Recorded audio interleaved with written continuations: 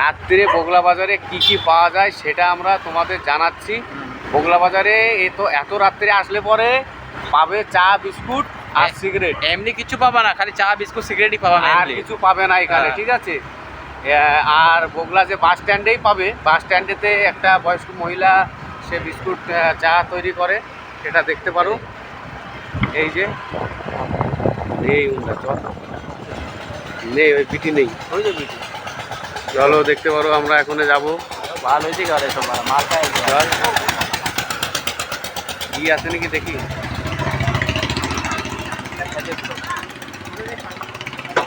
ই আছে নাকি? তো ঠাকুমা ই আছে, অনলাইন আছে নাকি?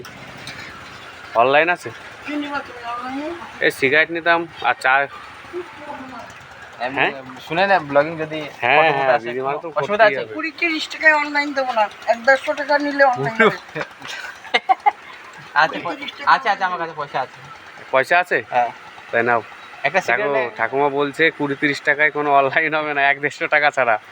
দেখতে পারো ঠাকুমা রাত ভরে থাকে। কটা বন্ধ থাকো ঠাকুমা এখানে? পুরো রাত, পুরো রাত পর্যন্ত থাকে এখানে। আসলে পরে তোমরা কিন্তু 160 ঠাকুমার কাছে পেয়ে যাবে। দেখো কত ধরনের বিস্কুট পাবে এখানে। বিস্কুটেতে মোটামুটি তোমাদের পেট ভরে যাবে। अरे खूब बिस्कुट আছে, খাও চাই বগলা বাজার মে আও। বগলা বাজার বাস স্ট্যান্ডে পেয়ে যাবে। যদি তোমরা রানাঘাট দত্ত প্লাজা যদি কৃষ্ণনগর যাও, এই জায়গা তুমি ব্রেক নিতে পারো, ভালো করে সুন্দর চায় বানায়, আর সিগারেট থেকে যে খায় সিগারেট চা এখানে পেয়ে যাবে। আর ইনি বললো যে 1-200 ছাড়া হবে না অনলাইন। কিন্তু চলো আমরা এখন বিস্কুট আর চা খাবো। 100-150 কেন হবে না, কেন কি রাত্রিবেলা ব্যাপার আছে, ক্যাশ রাখবা ভালো হবে তোমার। চলো দেখতে থাকো, আমরা নেবো এখনে।